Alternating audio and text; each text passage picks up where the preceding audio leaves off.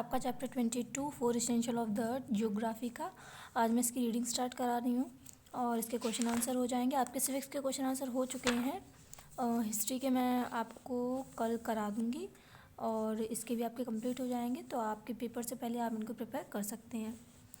तो आपका चैप्टर है 22 फोर एसेंशियल ऑफ द अर्थ। तो जो आपका फोर एसेंशियल ऑफ द अर्थ दिया गया है, तो इसमें मैं आपको बता दूँ, जो एटमॉस्फेयर है, जो अर्थ है हमारी, उनके 4 स्फीयर होते हैं, मतलब एक तरीके से 4 लेयर होते हैं, जिनमें से आपका जो पहला है लिथोस्फीयर। 4 सरफेस एरियाज़ होते हैं, सरफेस होते हैं अर्थ के, जिन्हें हम अलग अलग नामों से जानते हैं। जैसे अगर हिंदी में मैं कहूँ तो हम जानते हैं जलमंडल, स्थलमंडल, वायुमंडल, इन नामों से। लेकिन जब हम बात यहाँ पर करते हैं तो इनको लिथोस्फीयर और बायोस्फीयर इन नामों से जाना जाता है। तो मैं आपको सबसे पहले बताऊंगी लिथोस्फीयर के बारे में।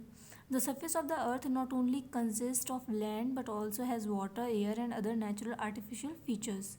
तो जो अर्थ का सरफेस है, अर्थ की जो परत है, ज़मीन है, उस पर केवल लैंड ही नहीं है, मतलब सिर्फ ज़मीन ही नहीं है, but also has water, air, साथ ही साथ पानी भी है, एयर भी है, हवा भी है, and other natural and artificial features. और उसके अलावा भी बहुत सी अलग अलग चीज़ें पृथ्वी पर पाई जाती हैं। The solid part of the earth is called lithosphere which is composed of rocks. मतलब जो सॉलिड पार्ट है, जो आप कह सकते हैं कठोर भाग जो है पृथ्वी का, उसको हम लिथोस्फीयर कहते हैं, जो ज़्यादातर रॉक्स का बना हुआ है, ठीक है, पर्वतों इन सभी का बना हुआ है। It is the outmost layer of the earth. जो अर्थ की सबसे ऊपरी परत जो होती है उसी को हम लिथोस्फीयर कहते हैं। The lithosphere is made up of 2 words. जो लिथोस्फीयर है वो 2 शब्दों से मिलकर बना है, litho meaning rock and sphere meaning domain. तो लिथो का मतलब होता है रॉक और स्फीयर का मीनिंग होता है डोमेन। देयरफॉर इसीलिए lithosphere is a domain which is mainly rock. तो लिथोस्फीयर क्या है? एक डोमेन है जो किससे बना हुआ है? रॉक से ना। Lithosphere is around 100 kilometre thick. Lithosphere जो है आपका वो लगभग 100 किलोमीटर थिक है।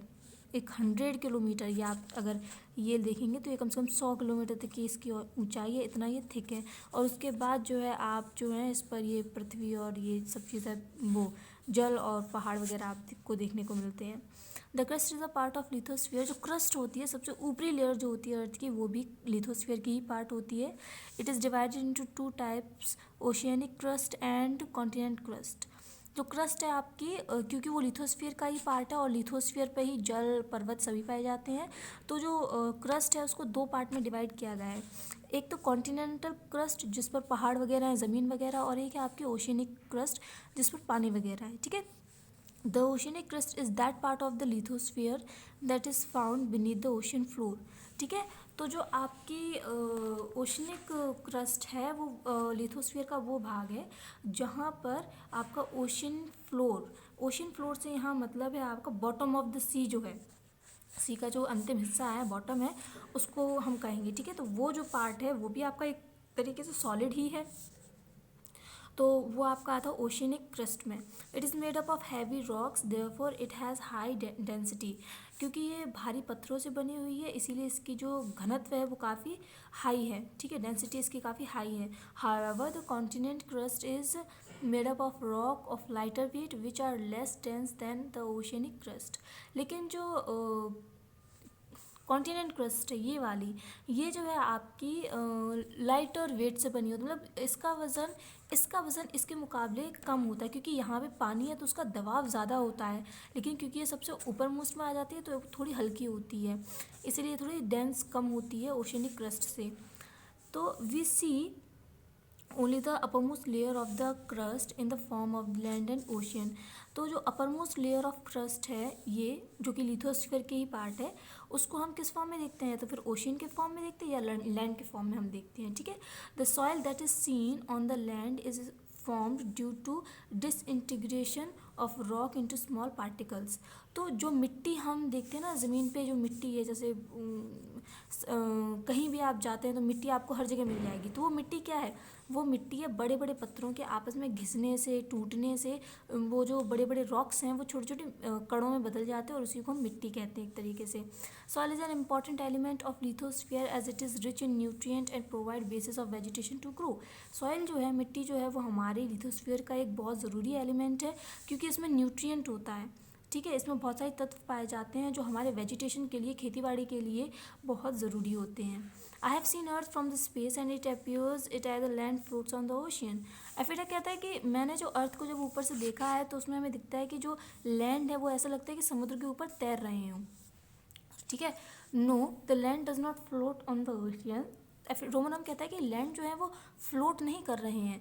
If you see the world map you will find that all the ocean are connected to each other with which create an illusion that the land is floating on the ocean. अगर आप लोग देखेंगे map को, world map को, तो you will find that all the ocean की जितने भी समुद्र हैं वो एक दूसरे से जुड़े हुए हैं, विच क्रिएट अ इल्यूजन। तो इस वजह से हमें एक तरीके का मतलब आप कह सकते हैं इल्यूजन पैदा होता है, धोखा पैदा होता है that the land is floating, कि जो लैंड है वो फ्लोट कर रहे हैं, तैर रहे हैं उसके ऊपर। In fact under the ocean too there are massive rocks that are part of lithosphere. लेकिन इस ओशियन के अंदर बहुत भारी भारी बड़ी बड़ी रॉक्स हैं, पत्थर हैं। However the rocks under ocean are denser than those under the lands. तो जो ओशियन के अंदर जो रॉक्स हैं, पर्वत हैं, पहाड़ हैं, वो सभी बहुत ज़्यादा भारी हैं आप कह सकते हैं। तो इसलिए ये जो हैं अंदर वाले ज़्यादा कठोर होते हैं और जो बाहर वाले होते हैं वो कम कठोर होते हैं। तो which portion of the earth more important for human being, ocean और लैंड।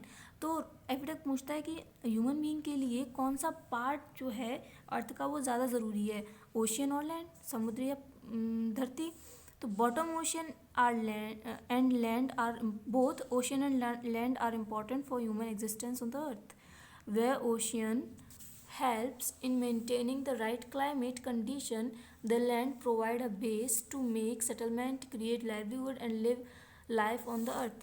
तो रूबन कहता है कि चाहे वो ओशियन हो चाहे वो लैंड हो, वो दोनों ही ह्यूमन की एग्जिस्टेंस के लिए, मतलब ह्यूमन का अस्तित्व रहे पृथ्वी पर, उसके लिए बहुत ज़रूरी है। क्योंकि जहाँ एक तरफ समुद्र जो है वो आपकी क्लाइमेट कंडीशन पर कंट्रोल रखता है। आपको पता है ना, समुद्री हवाएं वगैरह जो चलती हैं उसी से ही हमारे यहाँ वर्षा वगैरह होती है।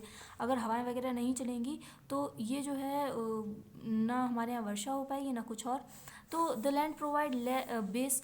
तो जो ओशियन होते हैं वो हमें क्लाइमेट कंडीशंस देते हैं और इसके अलावा जो लैंड होते हैं वो हमें एक सेटलमेंट, मतलब एक जगह पर रहने की जगह देते हैं जहाँ पर हम अपना जीवन जी सकें पृथ्वी पर।